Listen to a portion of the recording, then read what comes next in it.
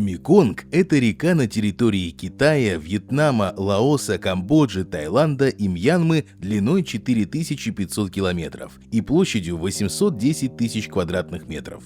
А совокупный доход от промысла на ней составляет 17 миллиардов долларов в год. В бассейне Меконга проживает около 60 миллионов человек, и 80% из них напрямую зависит от речных ресурсов.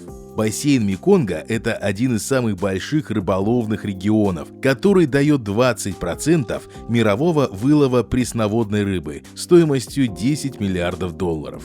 Лаос, у которого нет выхода к морю и инфраструктуры для доставки товаров на мировой рынок, стремится стать батареей Юго-Восточной Азии, экспортировав 20 тысяч мегаватт электроэнергии к 2030 году. Для этого страна планирует построить на Меконге 9 гидроэлектростанций, чтобы экспортировать 2/3 получаемой энергии. Развитие ГЭС на Меконге приводит к критическому падению уровня воды. Летом 2019 года уровень воды в Меконге опустился до самого низкого значения за последние 50 лет.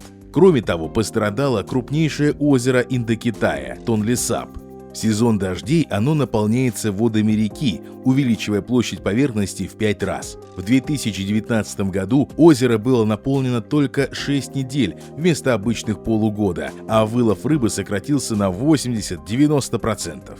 В 2020 году компания Eyes of Earth выпустила доклад о водных ресурсах Меконга, который основан на данных за период с 1992 по 2019 год. Согласно докладу, основной причиной падения уровня воды в Меконге является Китай. Дело в том, что на территории КНР на Меконге расположены 11 плотин, которые удерживают 48 миллиардов кубометров воды. Проблема в том, что между КНР и странами Юго-Восточной Азии нет механизма по управлению водными ресурсами и обмена данными о состоянии реки. В 1995 году Камбоджа, Лаос, Таиланд и Вьетнам создали организацию «Комиссия по реке Меконг», чтобы рационально распределять водные ресурсы. В 2010 году они призывали страны региона ввести 10-летний мораторий на строительство крупных гидроэлектростанций на реке. В 2015 году Пекин основал Ланчанг Mekong Corporation Framework, организацию-конкурент комиссии по реке Меконг.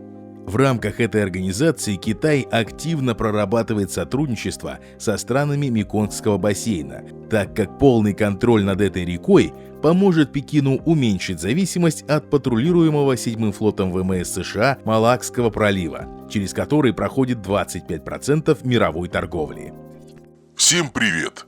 Большое спасибо за поддержку, которую вы оказываете каналу. По ссылке в закрепленном комментарии за небольшую плату вы можете получить доступ к эксклюзивным стримам. Дипломат объяснит, что происходит в отдаленных частях планеты и почему эти процессы очень важны для остального мира и в частности для России. Кроме того, вы можете получить чек-лист с самыми нужными материалами по международным отношениям, а также многие другие бонусы. И приезжайте к нам. У нас не заходит солнце. В 2018 году Пекин пообещал предоставить странам Меконгского бассейна 12 миллиардов долларов займов. Лаос занимает почетное место среди стран-реципиентов. В совместные с КНР проекты входит строительство скоростной железной дороги и развитие особой экономической зоны Саван-Сена.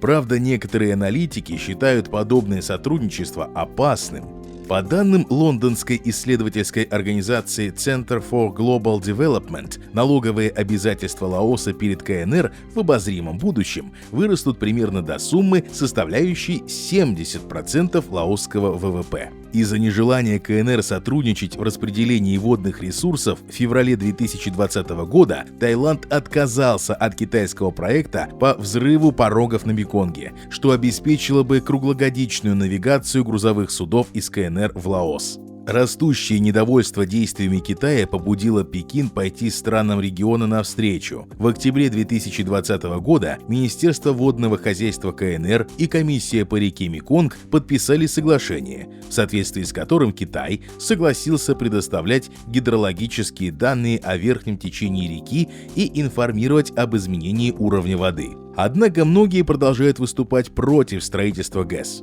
Например, вторую популярность обретает сделанный в 2016 году доклад Всемирного фонда дикой природы, из которого следует, что к 2050 году абсолютно все энергопотребление в странах Меконгского бассейна возможно будет получить, используя возобновляемые источники энергии без строительства ГЭС. В подтверждении своей неоднозначной позиции экологи заявляют, что страны Меконгского бассейна уже имеют опыт работы с возобновляемыми источниками энергии. В Таиланде компании Power Ledger и BCPG запустили проект, позволяющий гражданам зарабатывать на продаже избыточной электроэнергии, полученной ими от солнечных батарей. Похожая ситуация происходит и в Мьянме, где солнечные батареи помогают правительству в его борьбе с бедностью населения. Однако на данный момент этого очень мало, чтобы всерьез говорить о полной отмене использования энергии, получаемой на гидроэлектростанциях. Большое спасибо за просмотр. Пожалуйста, оцените это видео и поделитесь им с друзьями. Также по ссылке в описании вы можете перейти в наш Telegram или оформить спонсорскую подписку и получить доступ к эксклюзивному контенту, стримам, еженедельным дайджестам и уникальным документам. До новых встреч!